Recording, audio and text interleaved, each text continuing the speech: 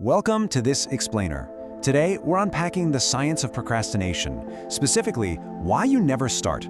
You know the drill, right? You wake up, you're totally motivated, got your whole plan ready to go, and then somehow, a few hours later, you're just sitting there scrolling on your phone. Does that sound familiar? Yeah, I thought so.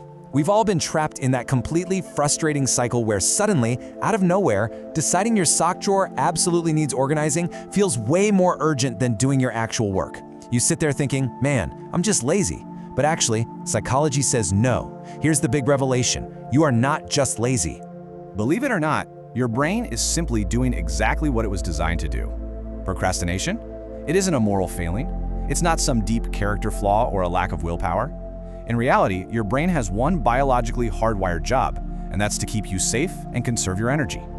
Think about it like this. When you avoid a task, you aren't actually avoiding the work itself. What you're really doing is dodging uncomfortable emotions. We're talking about stress, boredom, uncertainty, or maybe that lingering fear of failure. Your brain senses these negative emotions, hits the panic button, and treats them like an active threat it desperately needs to protect you from. Understanding your brain's priority system is absolutely crucial here. Because difficult tasks require massive cognitive effort and energy, your brain naturally hunts for easier, more rewarding alternatives to conserve all that fuel. It's literally an evolutionary survival tactic happening right inside your head, completely under the radar. Just look at the stark contrast between the choices we make every single day. On one side, you have the quick dopamine hit. Every notification, every short little video gives your brain a rapid burst of the exact chemical linked to motivation. And on the other side, well, you've got the slow, delayed reward of finally finishing a tough project. So when your brain compares those two options, the easy one is going to win almost every time. Compared to instant digital gratification, sitting down for deep, focused work just feels agonizingly slow to your brain's reward center. It basically asks, which choice feels better right this second, and effortlessly reaches for the phone. No contest. This dynamic builds into a pretty dangerous trap that psychologists call the procrastination loop. Here's how it goes. You delay a task to avoid stress, which buys you some temporary relief. But as that deadline creeps closer, your stress skyrockets. And that extra stress, it just makes the task feel even more daunting, creating this crazy self-feeding cycle of avoidance. And how do we usually justify this loop to ourselves? Oh, usually with 4 simple words we all know way too well. I'll start tomorrow. Your brain absolutely loves making promises to the future because it lets you completely avoid the discomfort of the present moment. But, as we all know, tomorrow inevitably becomes next week, and next week becomes next month. What's truly fascinating here is the psychological quirk at play. Psychologists have actually discovered that we often view our future self almost as if they're a totally different person. That is exactly why it's so incredibly easy to dump today's heavy workload onto tomorrow's version of you. You are essentially outsourcing your stress to a total stranger. Now, maybe you don't use the tomorrow excuse. Maybe your go-to is, I just need to wait for the perfect time. But here is the hard truth. Perfectionism isn't about having high standards. Nope, it's really just fear wearing a smarter disguise. If you never start because conditions aren't perfectly aligned, your brain safely ensures you never even have the chance to fail. Oh, and we can't forget about decision fatigue. Every single decision you make uses up your mental energy. You start wondering, what should I do first? Which task actually matters the most? When you've got too many choices or just a disorganized plan, your cognitive resources drain insanely fast. So before you even start working, your brain is completely exhausted and just wants to take a nap. But here is where we get to turn the tables using a super critical psychological concept. It's called the Zeigarnik effect. This is your brain's natural tendency to remember unfinished tasks much better than finished ones. Why does this matter for us? Well, if you take just one small step, your brain creates an open loop that it genuinely wants to close. Breaking through that initial friction is the whole game, really. Starting is usually the hardest part.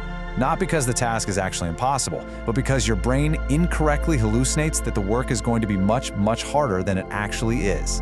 So, how exactly do we bypass that initial friction? Well, here's your first highly actionable tool for the kit, the 2-minute rule.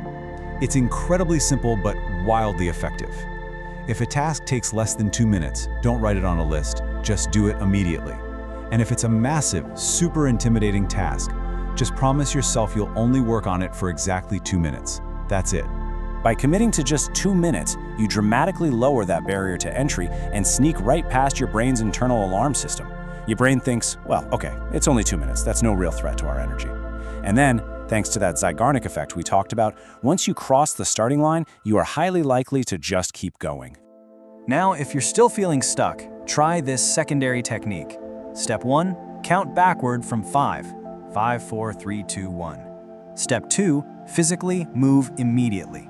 Acting and physically moving your body before your brain even has the time to formulate an excuse or negotiate with you, it is an absolute game changer for breaking that paralysis.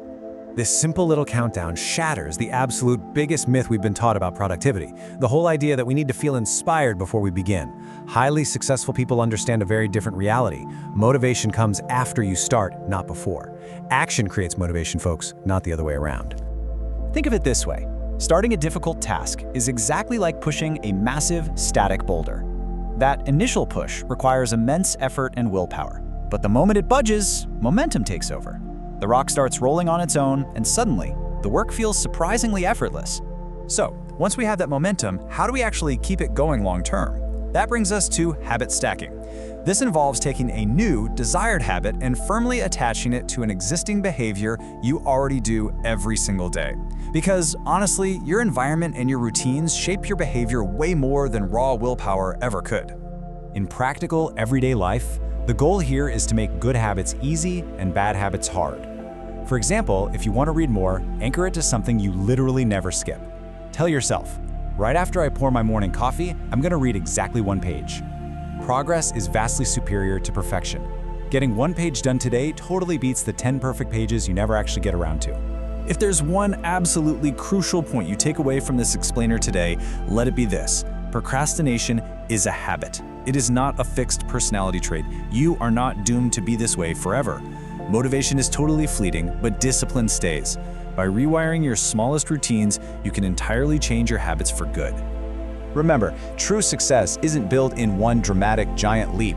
It's built exactly like climbing a staircase, through hundreds of small, imperfect actions repeated every single day.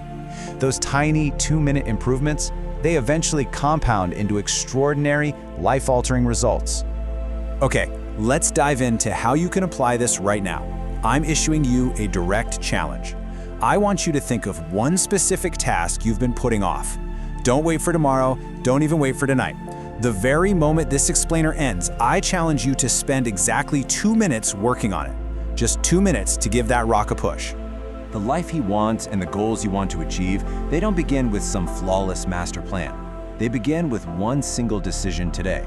Break the loop, trick your brain, and just take that very first step.